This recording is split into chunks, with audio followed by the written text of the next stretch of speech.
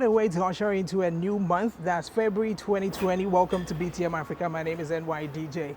And today with me on this edition, we are ushering you to church. We are taking you closer to God. And she is a multiple award-winning songstress, a ministress as well. She is a mother. She is into medicine as well. So many things. If I should just allow her to do that introduction, we might not finish today. She is one of the very people that I admire so much and I do adore. Her name is Mrs. Diana Antwi Hamilton. She's my guest on BTM Africa today. Now, before we talk to her, let's go for this quick commercial break. We shall be right back.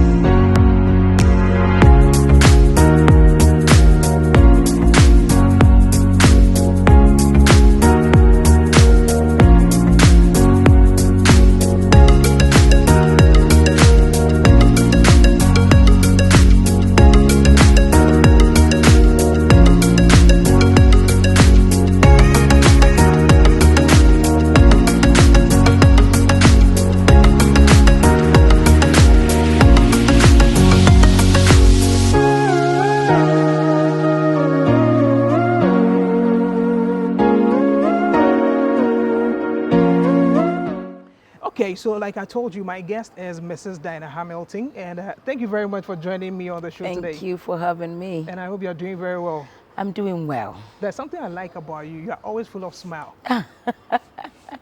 You just sorry. How do you do that? Because you need to keep up the smile all the time. I'm a cheerful person, you know, naturally, that I don't need to fake to smile. And then the joy of the Lord is my strength. So Okay. hey. I like the fact that you bring in the aspect since the joy of the Lord is your strength. So Yes. that's what keeps you smiling all the time. Yes. Before we go on with the conversation, let me congratulate you. The 3 Music Awards actually announced their nominations not too long ago. You Yeah. had 5 solid I nominations. heard it's 6 actually. 6. So I Wow. hear. You see? So how do you feel about that? Happy, humbled, challenged. Okay. What else? Grateful. Grateful. Grateful, that's the word. Grateful to God, grateful to the people that have supported, grateful to the organizers, just grateful. Grateful is basically. the key word. Yeah. Let's talk about Diana Hamilton. Before becoming the gospel artist that everybody knows. I understand you were born and raised in Kumasi. Is that I true? was born in Accra, Okay. but my early stages in life, from 2 years till about 10, I was in Kumasi. So yeah, Ashanti girl. Tell us a bit about you growing up in Kumasi. It was good. It was. I lived with my grandmother, Okay. so there was a lot of love. My grandmother, my aunties, my grandfather. There was a lot of love, a lot of pampering. Asante ni beka se me abrewa nana. Yeah. And so. Yeah, the Josu. Yeah, the me so me empeni nsem kakra. Yeah, I'm more there. Oh, there be. Grandma, However, grandpa there. saying that, no, my father's brother, my uncle, he was a very smart guy. He's a pastor now. He was at, I think he used to go to Ahmadiyya Okay. Secondary and then went to Tech. And whenever he came home from school, if I was walking barefooted, he'll beat me. Okay. If he found me playing, he'd call me and just quiz me on the timetable. Wow. What's 3-5? 2-2. And if I miss one, I got a That was more like mental. That was proper mental, and he would beat me. He used to proper whip me on the back and just, Whoa. you get it wrong and he's, yeah. So yeah, that I got that. I got that a lot. But not my grandmother. No, Okay. not my auntie, not my Oh, grandfather. they're no more crocodile too No more much. crocodile. But I think I was a good girl. She says she thinks she was a good girl. I was. I mean, peninsula, but I was never rude, if you get what I mean. Yeah. Yeah. I enjoyed watching.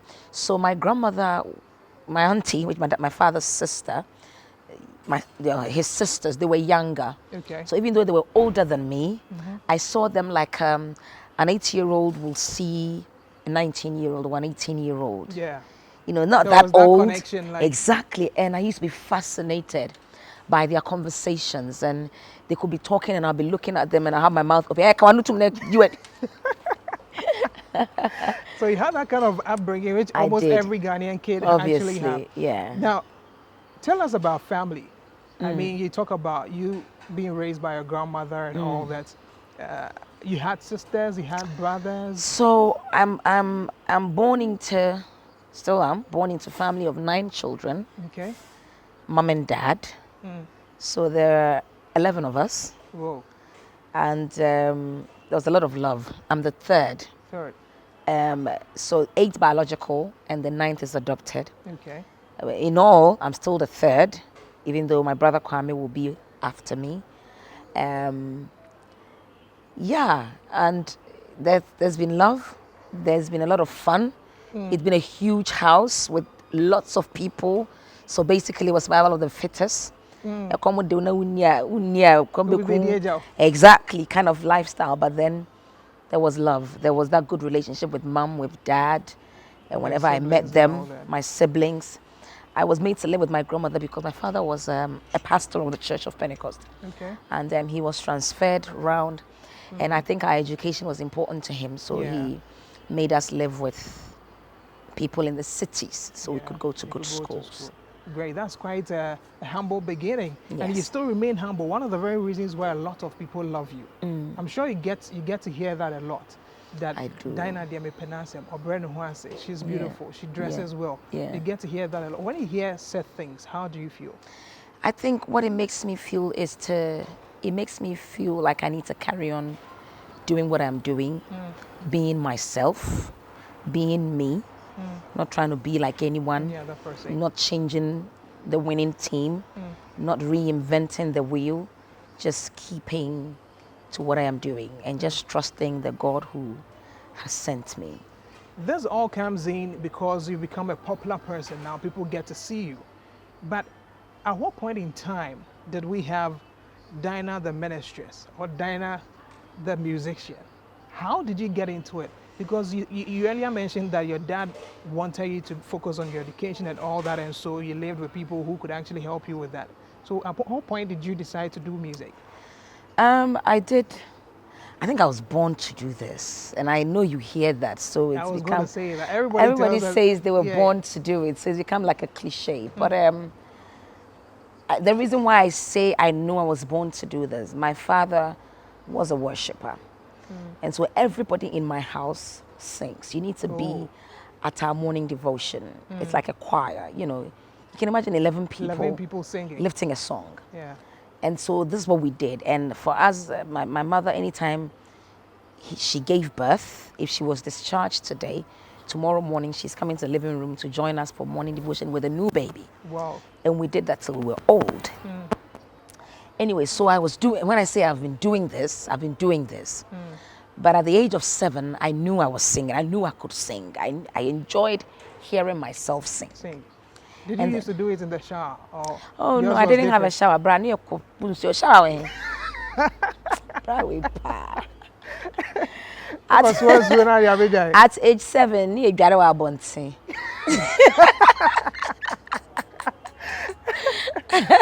Interesting. And so if I was going to have a shower as well, when I visited my dad in Accra, that's when he came, when he left Volta region. His first station was Volta region. Okay. And then he came to Greater Accra. I still lived with my grandmother for about 2 more years before I joined my dad. But yeah, so it wasn't in the shower, I was just in the house. And at that time when I went to church, I heard the adults sing. And the way they sang, I knew I could do it. Do you get what I mean? I knew, you know, their skills. There's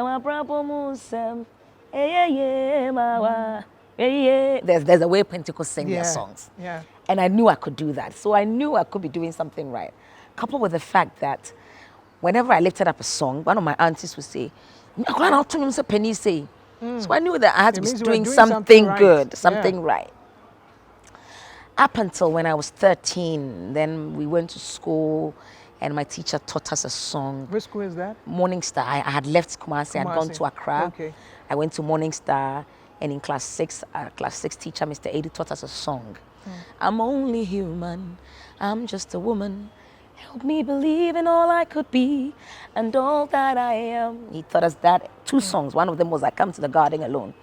And so just before 13 was when I learned that song. So on my 13th birthday, I did that song in church. Oh. And that's when everyone knew I could sing. That's when I knew I could sing to people. And the rest has been history. Would you say the church gave you the opportunity? Oh, yes. I won't let you finish. So the church gave you the opportunity. I won't let you finish that on talent. that. Yes, yes, yes, yes, and yes. Until date, does the church still give you that support? I just need to turn up. I just need to show up. The door's open for me. And that is why I advise every musician, every gospel musician, to have a church, to have a home. Because for me, Church of Pentecost was my home. That's where I started. That's where I rehearse. When I say rehearse, before you hear me sing any song out there, I would have done it in my church. Oh, wow. It's a machine will feed that Exactly, you know. Wow. And so we need that. You need to have a home. And I would say that the pastors should encourage their members, their singers, give them the platform, let them feel good, use them well, respect them, and let them be useful in the church. It's a training ground, and hold them well. Because when you hold them, that's when they shine for the world to see. And then it brings back glory to the church. That's true. Yeah. That's true. So at 13, you realized you could do it, and you started singing. Professionally. How did it start? Were you mentored? Did you go into any of these competitions? How did it start? No. Competition. No, I didn't do any competition. I just church again. So I was in church, and then there was a prayer camp very close to our house. And the elder used to be in our local church. And so we went there, and there were musicians there. So I joined, I joined in the singers. And then Francis Ajay, who was a musician, saw me there, knew I could do soprano. So when he was recording his first album, at that time I was 14, and then he added me to it. So that's when he had your very first professional recording. Exactly, I became a backing vocalist for Francis Ajay Trouble Timby, and from then I did his second album. I did Pentecostal Praises with him, Pentecostal Praises Volume 1 and 2, so 1, 2, and 3. All those times I was BVing for him. And I was That's still at that time. I know passion takes us to places and all that. Were you just following your passion, or were you looking at it being paid and all that? Because I mean, oh no. The money I was paid, it was for just chibum. Chibomas at that time. Oh yeah. Oh, as I'm watching voluntary dos. Chibum. As a child, they give you 200 CDs. Try and you're 200. Yes, at that time. And you're excited because you're doing something you love. I think Chibom was, if you had 90 CDs or so, you could get yourself one fried egg, some small bread with the cut they put inside. Yes, you know, I was happy to be doing that. And I was happy for people to say, hey, they say it was just nice. So it wasn't about the money. It wasn't like I was hungry and I needed to go pay my school fees, or it wasn't like about that. The passion, and you loved doing I loved doing it. I absolutely, and I still love doing it. Yeah. And so that's what it was. For years now, I mean, in Ghana, if I should say, too many people didn't know who Diana Antwi Hamilton was, but should I say for the past 5 years or so, you've been very visible, very loud in Ghana. How did that journey start for you? Because I know you were in the UK, you shuffled between UK and Ghana, and then for like 5 years now, you've been so loud in Ghana. Is it a plan? Was it a plan to do this? No, it wasn't a plan, but there was a lot of prayers into it, that God should establish us. The nations get to know him through my ministry, through my songs, through my personality. God should let a lot of respect come back to gospel. Okay. A lot of heads to be tilted towards the gospel. For people to have reverence for the word of God. That was a prayer. Alongside that, we were working. I always had a social media. I always had a social media account. Up until 5 years ago, when you think I've been there, I had 3 Facebook accounts. Whoa. They kept filling up. Whoa. I have 3 Facebook accounts. I have Diana Hamilton, Diana Hamilton 2, Diana Antwi Hamilton. And then I got tired of opening. That's when I did the fan base. So that's when I did Diana Antwi Hamilton, the page. And so I've been around. But I think God decides to do what he wants to do when he wants to do it. We've tried to keep abreast with time and changes that happen. But we can plan, but it is God that will let it flourish. And that's what's happening. So for you, coupled with the fact that I've been frequenting Ghana more. So I am on a lot of stages singing. When I say I'm a lot of events, I'm holding. At first, I used to hold my events in the UK. Now I'm holding these yearly events here. Ghana. The experience of Diana Hamilton here. I do it in Accra, I do it in Kumasi. In the past, you only see me in media houses when I released a song. Yeah. Now somebody wants to call me to just talk, not because I've released a song, even though now I've released a song. Yeah, you have a new song out there. Yeah, but somebody would just call me and just for a chat. Somebody would want to talk about an issue that is at hand that people are discussing. So these things have just helped. And then, like I said, I'm frequenting Ghana more. I do understand that you work as a health professional in the UK as well. Yes. Was that perhaps a reason for you not coming That down to- could also be a reason. In the past, I wasn't allowed to be out of the country for too long. I think I was only allowed 30 days a year. a whole year? A whole year. And so it was it 30? Yes, I had 28 days annual leave in a year. So yeah, yeah. with the So like a weekends, month, yeah. that's 30 something days in a year. And so I couldn't stay out for too long. But now I choose to go as and when I want. I can be out for as long as I want. So I still practice. I don't do as much hours nursing as I used to do. Okay. So I'm doing more singing, less nursing.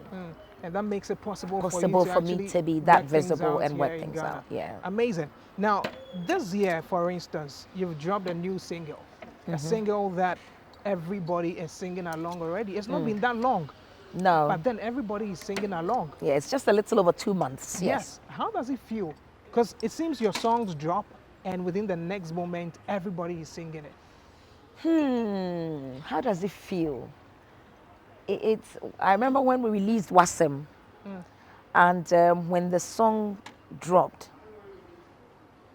we saw the views just going. 2,000 every hour, 2,000 views.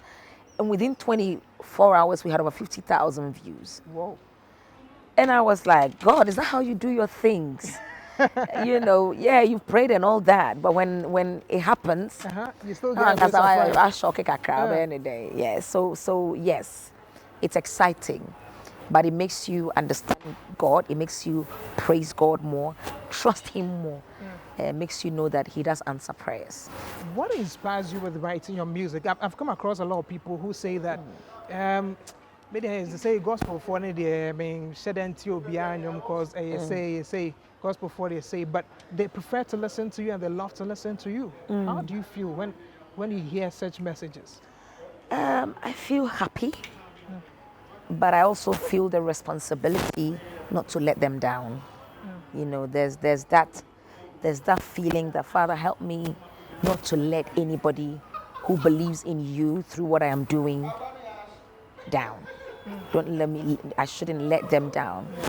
So it's a huge responsibility to carry on doing what I am doing.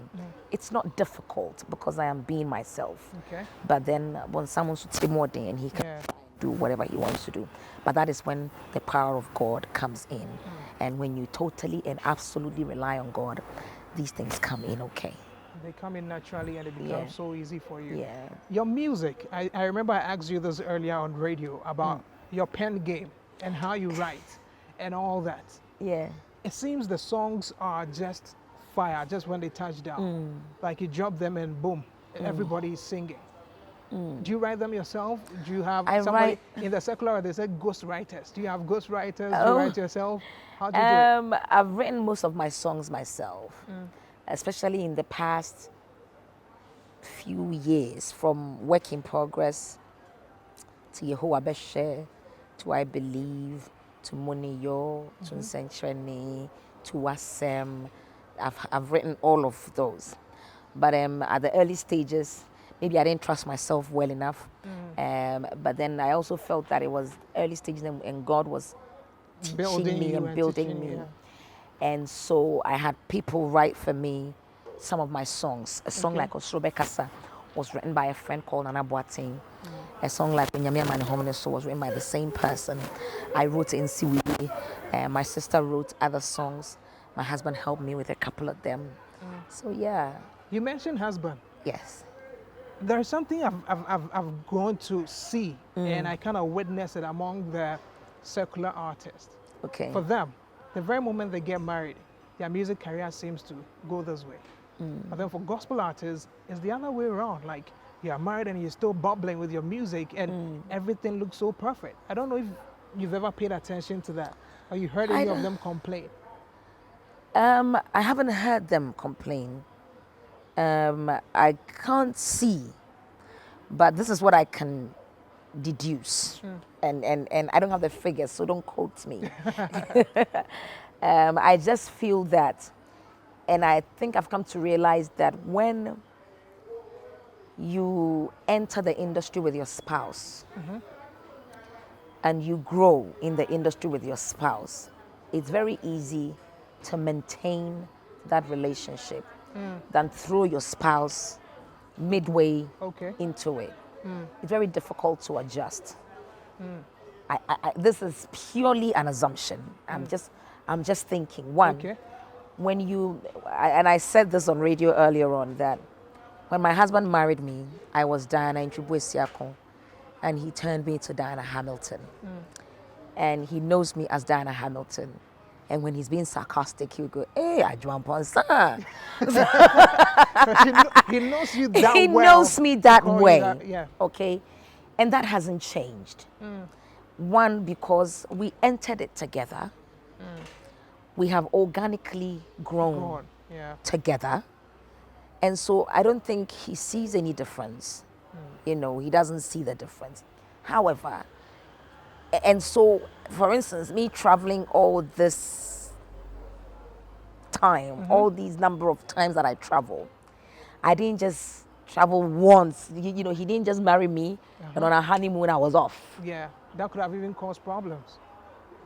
You get what I mean? But Yeah. we've grown and prayed, Father, let her get these appointments. Let the world be opened to her. Let the nations be open to her. He's put his hand on me, he's prayed for me, and it's happening.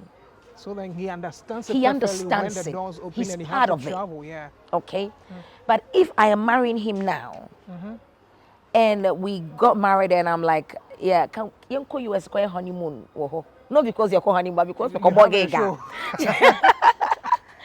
You know, I mean, you need to ask yourself, how is Yeah. he going to Yeah, take it? yeah. We've had good times. We still do have great times. And we make do with the times we have, and, Yeah. and we try to enjoy each other's company. We love each other's company. But yeah, I think we've grown together. The issue is when you dump the person into it. It makes I it think it difficult makes to it adjust. difficult. Plus, when you've gained grounds in there like that, one, choosing a partner is hard. I think. And then I'm adding I think because I don't want Yeah, you to because- because yeah, I yeah, don't I know. have the figures, and might not even be able to give examples. Yeah. But I'm just thinking, it's difficult. Yes, it's a say obi a maniska. You get what I mean? And if you want to know somebody loves you or somebody like you for you, let the person like you for you when they don't know who you are. Yeah. Do you get what I mean? So understand. it's when you have become someone, it's difficult to tell who likes you for you and Or not who what like- you have become. Yeah. Yeah. And that I think makes it difficult for people to actually get their right partners. I'm I just think it makes, thinking. yeah, even though it might be an assumption or your thoughts, I think it still makes sense because most of the time, even like if you're in showbiz in general, there are people who come around you and you don't know who is coming, like you said. Some people are because just excited about the fame. They just want to be Exactly. associated with the name. Exactly. And so she marries you with all the hype around you, gets home with you and realizes you snore You- too much. ex- Afunono. You're not the person You are not she the actually person. thought of. You know, apparently there's somebody who fell in love with the musician and the whole pageantry, the Around whole it. everything, every elegance around her, married her. They got home, the wig came off, the lashes came off. And I was say, hey, China Tonyo. Because he needs to have that vision. And you know your face on that stage is what drew the attention. you know, the attention. And not the waves, And not the come wake off and all that. the no makeup, the no this. Okay, so yeah, it's hard. It seems you are so real, like you are just yourself. Like, Right? I Yeah. think this is me though. how that is you. And that's me. It's me so much that my team sometimes get cross with me. Like I shot a video, I was like, me too, me wig near the video, and they don't understand why I said me too. Like, it's not a big deal. You just remember to ignore a video. Yeah, video, Yeah, who like, cares? it's not good for the brand. Let's keep it on. Let's keep it on. I Yeah. like it. I mean, I like the fact that you're so real, and then I think that's one of the reasons that make people like you and Oh, love wow. you, and even for your music as well, and the message that you seem to preach through the very songs that you release. Growing up, you talked about family, you've talked a bit about school, work, and music.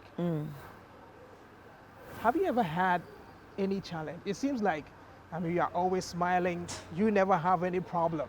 Ever had any challenge along the way? Oh, I think I've had my share. Your share of challenges. I think I had my share of challenges from childhood through adulthood, through marriage, through life, through employment, everything, Oh, you everywhere. had challenges with employment? Oh yeah, I've had issues with my managers. Yeah, lots. I've had issues. I remember one time when I had been married for a while and I didn't have children, and at one point I had an investigation to be done in a hospital, and so I had to take time off work. I went, did the test, I came back, and my manager was like, "I'm not in favor of you getting pregnant because it will mean maternity leave." Whoa. So Did your you, manager was. Did you actually say that? So it means that the manager was actually looking at the business side Oh, and yeah, not what you yeah, also looked out for your yeah, family. Yeah. Wow. But I answered her right. I was like, you know what? I will be pregnant. I will have my child. The only thing is, you will not see me. Whoa. That was a bold step. I said that to her. I said, you will not see me. And funny enough, by the time I got pregnant, before I got pregnant, she had been suspended. Okay. And when I had the kids, I didn't go back there again. Wow. So you spoke out of faith. Yes. And it materialized. It did.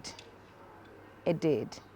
Wow. It did. These are challenges because I had seen other colleagues at work who had been pregnant, had lost their had miscarried on the ward because of the heaviness of the work. When you work in the UK, you work. Yeah, I understand. When you work in the UK, you You work. work. Yeah. And the tediousness of the work, people miscarried. And she turned around and said, I didn't ask them to come to work. Oh. So She was expecting them to come to work. yeah, and I think it was just all these things coming together. These were all challenges I had in life. I had at work. Growing up as a child, I told my father's work took him round the world. Yeah. And because of education, we had to live with people. I didn't get the best of treatment at all these places, but it's made me who I am today. And so I don't look back and frown on it. I look back and say, it's good it happened. Because now I know how it giving you an feels to experience. maltreat someone. Yeah. So I will not maltreat anybody.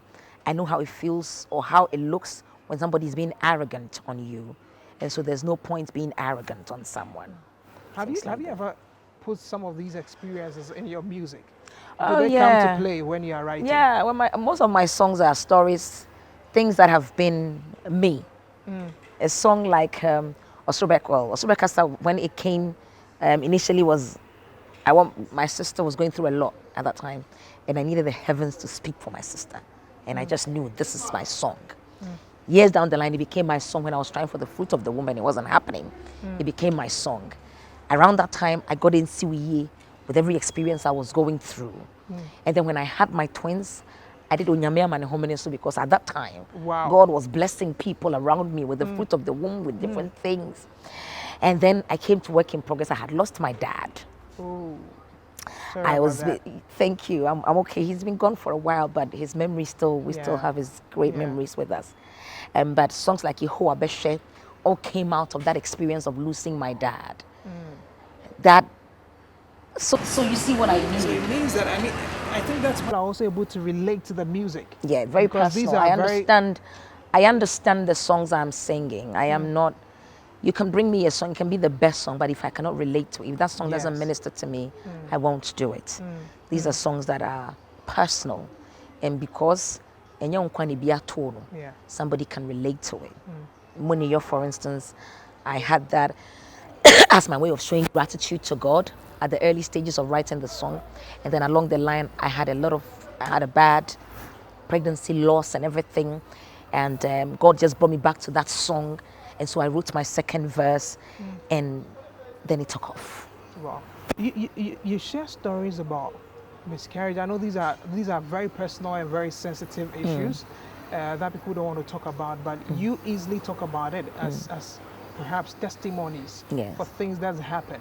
Yeah. Was it that difficult for you to conceive? How was family? Because I know that, in this part of our world, I was married for a year and then we hadn't given birth, but friends were asking, hey, and I bet now, but that was just a year. Yeah. And all Yeah. that. So if mine was 6 years, then How did you deal with it? I was. Aside the God factor, we are human Oh beings. yeah. Did it ever get to you? This. At the end of every month, I cried. So you can imagine for 5 years, because I gave birth almost 6 years into marriage. So by 5 years, I was pregnant. But from marriage up until 5 years, end of every month, I cried. Wow. But I was very quick enough to wipe it off and know that next month we'll ever try. You get what I mean? I think I had so much hope in God. But then I'm a woman of God. I'm not the God of woman. Yeah. And so the human side of me will come in. And so I will be sad. I think God gave me a strong personality at that time to be able to go through that. That's one. And then two, my husband, my family, my friends, none of them gave me pressure. In fact, I didn't think my family was worried until I gave birth. That's when I realized, oh, and all that.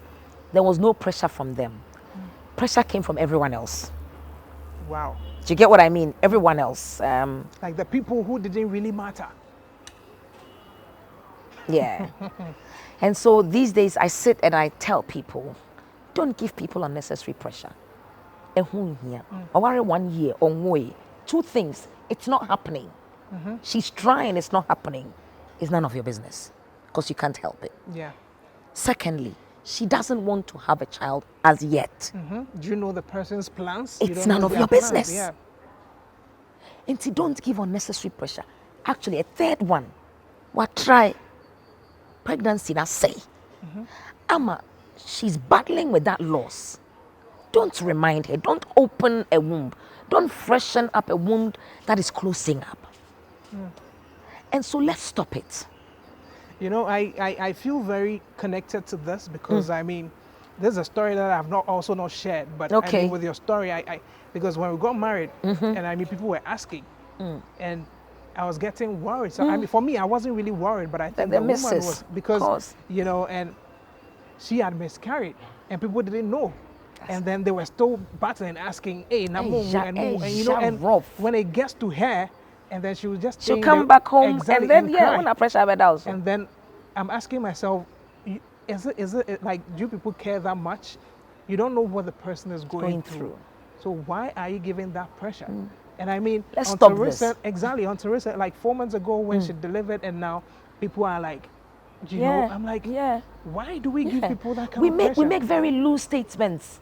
Yeah, now, when you mana, I feel like hey, why abrewa? Until what who say ni pakon in yemono. Men don't make assumptions. Unless the person has told you I'm pregnant, then you can call her abrewa, because maybe she's miscarried. And you say no, or your phone be call kakra, or be shower, hey, a shower na stop it. And it's I become very passionate about that because I could handle it. And I'll tell you, I'll give you a classical example. One time, an elderly woman in the church, Adwa, the ben abewo. Yeah, now, Namisima, we are penny for you, obey your sweetie, which she used to, no was answered a ben mewo.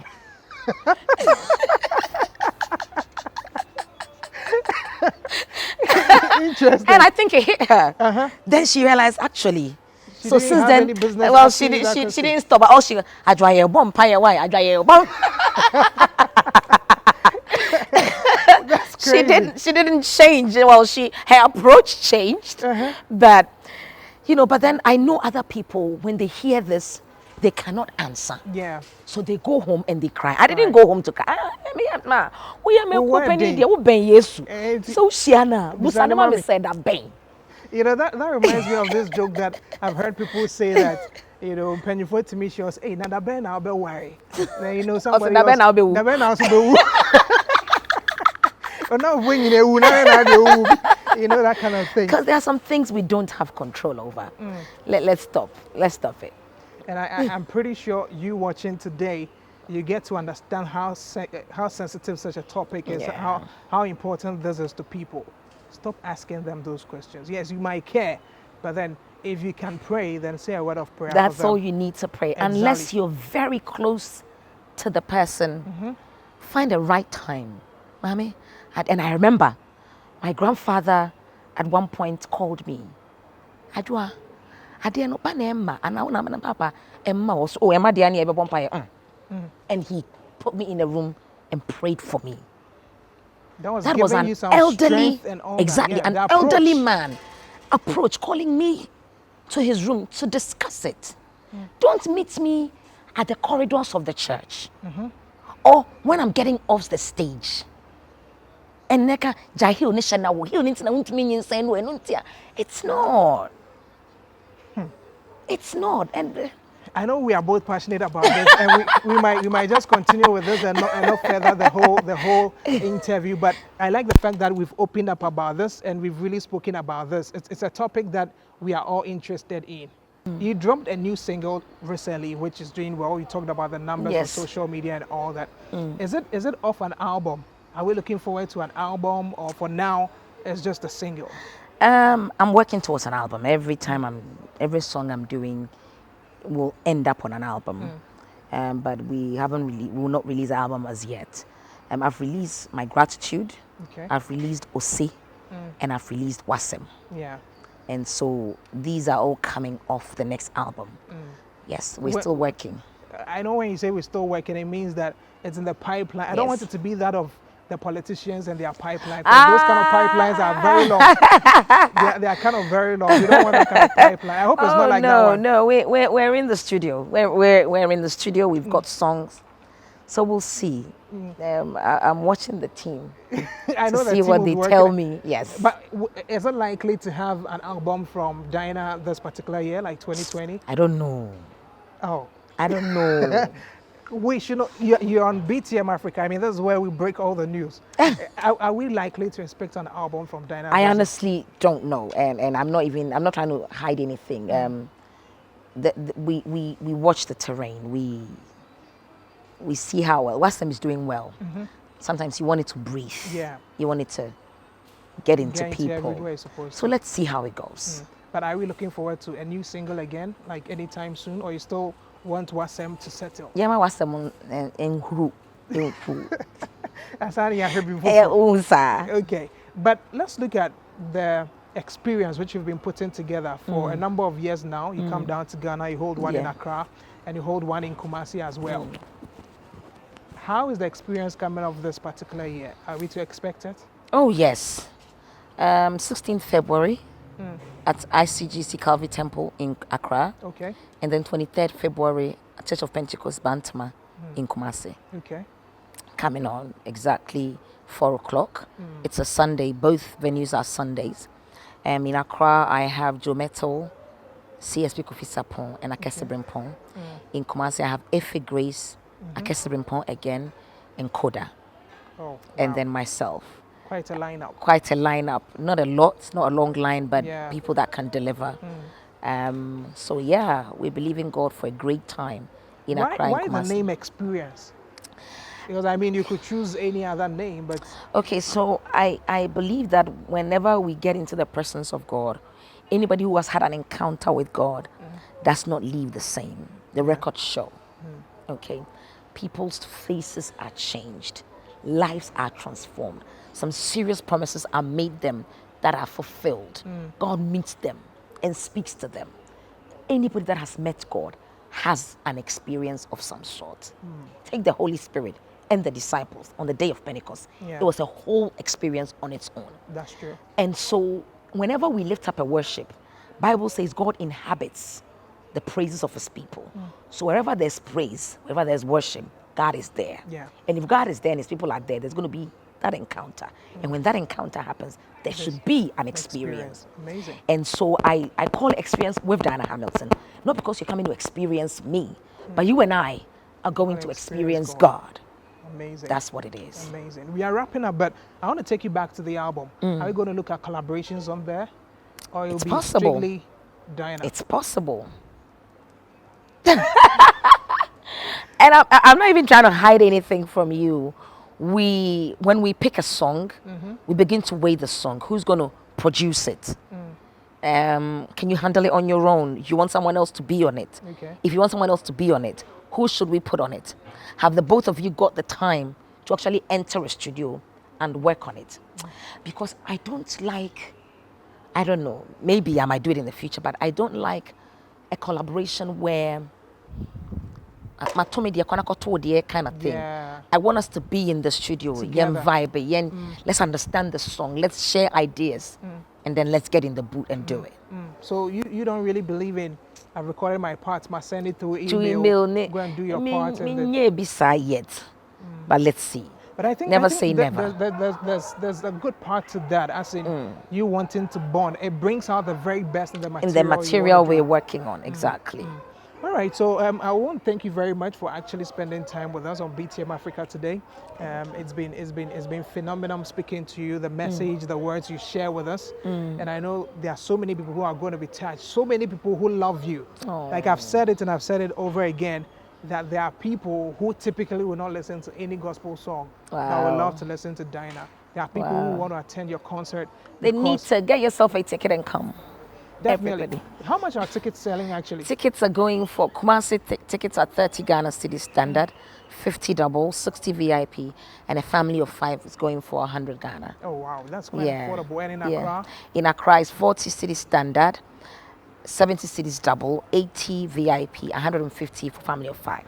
That's quite cool. I mean, for such an experience, Yes. it is indeed worth it, Yes. because if we can go and stand in crowds and shout and pay 250 Ghana cedis and sweat, Yes. why can't we come just experience? Yes, so get your ticket the from goodness of outlets. I think in Kumasi, Poku Trading has, Abibu Express has, Bekwai Runabout has, Angel FM, Hello FM, and Love FM have these tickets. Okay. And then in Accra, Bachona Total has it, 37 Maximat has it, Joy FM has it, ICGC Calvary Temple, where we're having it done in Accra, they also have it.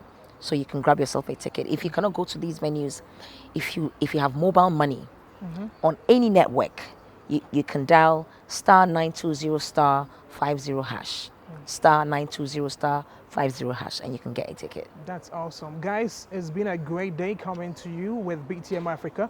Our guest, Diana Antwi Hamilton. The new song is out. Go check it out on YouTube. Of course, it's on all the digital platforms. Go stream, support God's work.